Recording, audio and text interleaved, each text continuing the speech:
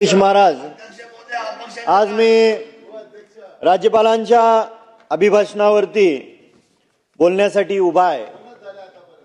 राज्यपालांच्या भाषणामध्ये केवळ महापुरुषांची नावे घेऊन त्यांचे विचार जपण्याचे सांगितलं जाते, पण अजून इंदू मिल येथील डॉक्टर बाबासाहेब आंबेडकरांचं स्मारक कधीपर्यंत ते पूर्ण होणार याच्यावरती त्या भाषणामध्ये उल्लेख नाही। मणिकर्णिका घाट पाडला गेलाय आणि आज या देशामध्ये पुण्यश्लोक अहिल्यादेवींची जयंती 300वी जयंती आणि हे जयंतीचं वर्ष म्हणून साजरं करत असताना घाट पाडल्यानंतर या शासनाने महाराष्ट्र राज्य सरकारने काय भूमिका घेतली याचा उल्लेख त्या अभिभाषणामध्ये नाही। राज्यपालांनी सांगितलं की महाराष्ट्राने कर्नाटक सीमावादावरती आम्ही वचनबद्ध आहोत, परंतु बेळगाव कारवार येथील मराठी भाषकांवरती होणाऱ्या अत्याचाराबद्दल एकही शब्द त्या भाषणामध्ये नाही। त्या वरील ग्रामीण भागातल्या मराठी शाळा बंद होत आहेत त्याच्याबद्दल उल्लेख नाही। आज विकसित महाराष्ट्राचं आपण स्वप्न पाहत असताना 2047 साली आपली अर्थव्यवस्था ही $5 ट्रिलियन ची अर्थव्यवस्था असेल असं स्वप्न पाहिलं जाते। चांगली गोष्ट आहे, अभिनंदन आहे। पण आज राज्यामध्ये जो मुलगा जन्म घेताना त्याच्या डोक्यावरती 4,22,000च्या आसपासचं कर्ज आहे। 7 लाख कोटीपेक्षा जास्त कर्ज या महाराष्ट्रावरती आहे। आज गडचिरोली हा स्टील हब म्हणून आपण एक औद्योगिक क्षेत्रातलं एक पाऊल टाकलेलं आहे, त्याबद्दल अभिनंदन आहे। पण तिथल्या आदिवासी बांधवांचं जल जीवन जमीन हे हक्क आणि त्याच्याबद्दलचं सरकारचं धोरण काय? विदर्भातलं फुफ्फुस म्हणून गडचिरोली जिल्ह्याकडे पाहिलं जातं, पण त्या येऊ घालणाऱ्या स्टील प्रकल्पामुळे होणाऱ्या प्रदूषणामुळे त्या भागातल्या ग्रामीण भागातल्या गोरगरीब जनतेला फुफ्फुसाचा कॅन्सर तर होणार नाही, फुफ्फुस कॅन्सरचं हब तर होणार नाही याची भीती त्या विदर्भातल्या गोरगरीब जनतेला वाटत आहे। आज कर्मचाऱ्यांच्या नियुक्तीपासून सेवानिवृत्तीपर्यंत सर्व माहिती एका पोर्टलवरती आणण्याची घोषणा करण्यात आली, परंतु राज्यात लाखो कर्मचारी मागच्या काही वर्षांमध्ये रस्त्यावरती उतरून जुन्या पेन्शनसाठी त्यांनी लढा दिला, त्याचा उल्लेख या भाषणामध्ये नव्हता। आज महाराष्ट्र राज्य हे जलसंधारणामध्ये सर्वोत्तम आहे। केंद्र सरकारने प्रथम पारितोषिक दिलं, अभिनंदन आहे। परंतु आज ही विदर्भ असेल, मराठवाडा असेल आणि पश्चिम महाराष्ट्रातल्या हजारो ग्रामीण भागातली जनता पिण्याच्या पाण्यासाठी टँकरच्या माध्यमातून पाणी पिते, टँकरवरती अवलंबून राहावं लागतंय। आज मागच्या पंचवार्षिक मध्ये जल जीवन मिशन ही योजना केंद्र सरकारच्या माध्यमातून राज्य सरकारने राबवली।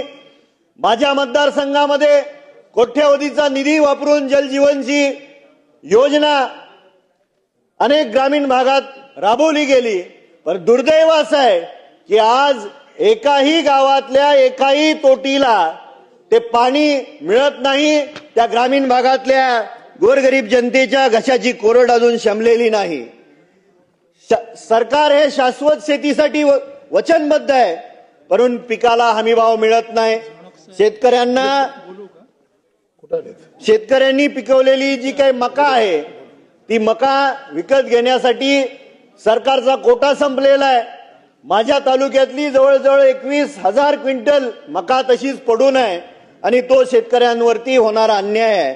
शेतीला लागणारी अखंड वीज देण्यात यावी, शेतीसाठी लागणाऱ्या पाण्याचं नियोजन व्हावं। आज माझ्या मतदारसंघात कोरडा आणि मान नदीवरती बंधारे आहेत, ते बंधारे शासनाने वेळेत भरून देण्यात यावे ही आपल्या माध्यमातून सरकारला मागणी।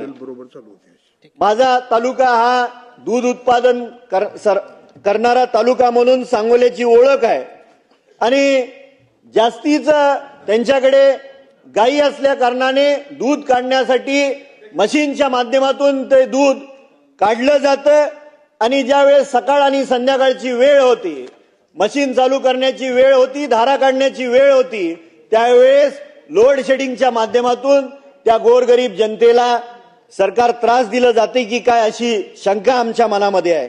आज अतिवृष्टी या वर्षाच्या सुरुवातीला झाली, असंख्य शेतकरी त्या अतिवृष्टीमुळे बाधित झाले. अजूनही त्या शेतकऱ्यांना, बाधित शेतकऱ्यांना त्या अतिवृष्टीचं अनुदान मिळालेलं नाही. त्या शेतकऱ्यांना दिवसेंदिवस तहसीलदार ऑफिसचे हेलपाटे मारावे लागतायत. सरकारने कर्जमाफी जाहीर केली, जून 2026 पर्यंत कर्जमाफी होईल. आज काही दिवसानंतर मार्चचा महिना चालू होतोय आणि मार्च अखेरला परत खासगी बँका त्या शेतकऱ्यांना त्रास द्यायला चालू करतील. घेतलेलं कर्ज भरण्याचा तगादा लावला जाईल. याच्याकडे शासनाने लक्ष देणं गरजेचं आहे. सन्माननीय महाराष्ट्राचे मुख्यमंत्री सन्माननीय देवेंद्रजी फडणवीस साहेबांनी या सभागृहामध्ये मागच्या पंचवार्षिकमध्ये कैलासवासी गणपतराव देशमुख साहेबांच्या स्मारकाचा, विधिमंडळाच्या परिसरातल्या स्मारकाचा मुद्दा मांडला होता. आज सांगोला मतदारसंघ ती वेळोवेळी मागणी करतोय, त्याच्यावरती शासनाने लवकरात लवकर निर्णय घ्यावा ही आपल्या माध्यमातून सरकारला विनंती आहे. मागेल त्याला सौर कृषी पंप दिला जाणार आणि 6 लाखाहून अधिक कृषी पंप बसवून जागतिक वर्ल्ड विक्रम केल्यामुळे गिनीज बुक ऑफ रेकॉर्डमध्ये आपल्या राज्याची नोंद झाली. निश्चितपणे ही राज्याच्या दृष्टीनं आणि देशाच्या दृष्टीनं चांगली गोष्ट आहे, त्याबद्दल अभिनंदन. पण मला आपल्या माध्यमातून सरकारला विचारायचं आहे की आजपर्यंत किती शेतकऱ्यांनी सौर ऊर्जेसाठी अर्ज केले आणि किती वेळामध्ये त्या शेतकऱ्याला सौर ऊर्जा पंप मिळाले. 1.5 वर्ष होऊन गेलं, घोषणा झाले, पण आज ही शेतकरी त्या सौर ऊर्जा कृषी पंपापासून वंचित आहे. मागासवर्गीय प्रवर्गातील विद्यार्थ्यांसाठी कौशल्य विकास प्रशिक्षणाचा उल्लेख आहे, परंतु प्रशिक्षणानंतर रोजगार उपलब्धतेची हमी, शिष्यवृत्ती, वसतिगृहाची सुविधा, उच्च शिक्षणातील प्रवेशाच्या अडचणीचा स्पष्ट उल्लेख राज्यपालांच्या अभिभाषणामध्ये नाही. अध्यक्ष महोदय, इतरांना 10-10, 15-15 मिनिटं बोलण्याची संधी दिली. माझ्या तालुक्यातून सगळ्यांना 5-5 मिनिटं बोलायचे. आपण कन्क्लूडवर या. मी कन्क्लूड करतो अध्यक्ष महोदय. आणि आम्ही पहिल्यांदा निवडून आलेले सदस्य आहोत अध्यक्ष महाराज, आणि आमची विनंती आहे, आम्ही सकाळपासून या सभागृहामध्ये हे बोलण्यासाठी उभा आहोत. कन्क्लूजन आपण आम्हाला संधी द्यावी एवढी विनंती आहे. आज राज्य सरकारच्या माध्यमातून चालवल्या जाणाऱ्या 850 प्राथमिक शाळा बंद होत आहेत. याच्या इतकं दुर्दैव या राज्याचं नसावं, याच्याबद्दल राज्यपालांच्या अभिभाषणामध्ये एकही उल्लेख नाही. याच्यामुळं मी त्या अभिभाषणाचा विरोध करतोय. आज राज्यामध्ये जवळपास राष्ट्रीय गुन्हे नोंद ब्युरोच्या माध्यमातून ऑक्टोबर 2025 च्या अहवालामध्ये 2023-2024 मध्ये या देशामध्ये 10,786 आत्महत्या झाल्या आणि त्या आत्महत्यापैकी 38% आत्महत्या या महाराष्ट्रातले. एकूण 6,669 आत्महत्या माझ्या या राज्यातल्या बळीराजांनी केलेल्या आहेत आणि त्याच्याबद्दल कुठेही उल्लेख होत नाही. या राज्याचं उत्पन्न मुंबई शहराच्या माध्यमातून 62% आहे, 62%. आणि राज्यपालांच्या अभिभाषणामध्ये मुंबईचा साधा एक मुंबई म्हणून चकार शब्द निघू नये, याच्या इतकं दुर्दैव असू नये. आज गव्हर्नमेंटचं एक पोर्टल आहे एम्प्लॉयमेंटसाठी. त्या ठिकाणी मागच्या 6 महिन्यामध्ये 34 लाख बेरोजगारांनी त्या पोर्टलवरती नोंद केलेली आहे. राज्यपालांच्या भाषणामध्ये सांगितलं गेलं की रोजगार निर्मिती होते. रोजगार जर निर्मिती होत असती तर एवढे बेरोजगार आपल्याला या राज्यामध्ये पाहायला मिळालेले नसते. आज कन्क्लूड करा आता, प्लीज कन्क्लूड करा. आपण सिद्धार्थ शिरोळेच्या नंतर.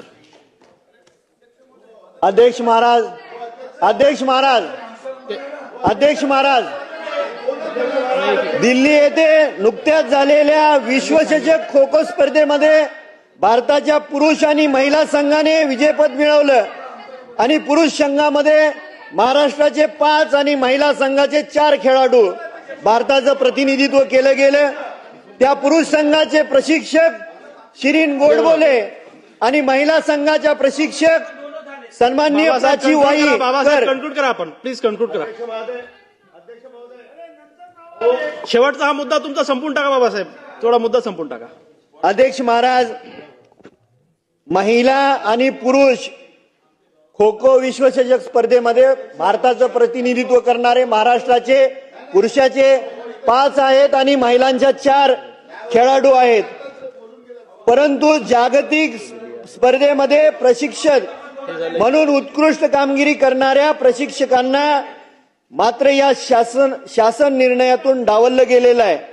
तरी जागतिक विश्व करंडक स्पर्धा, आंतरराष्ट्रीय स्पर्धा, ऑलिम्पिक स्पर्धा या स्पर्धेत उत्तम कामगिरी करणाऱ्या प्रशिक्षकांना प्रोत्साहनपर बक्षिसाची रक्कम देण्याची नोंद या शासनाने करावी एवढी विनंती करतो. आपण सांगूला पॉलिटिक्स हे YouTube चॅनल जर पहिल्यांदा पाहत असाल तर नक्की सबस्क्राईब करा आणि तालुक्यातील प्रत्येक बातम्या, ताज्या घडामोडी काही क्षणात जाणून घ्या.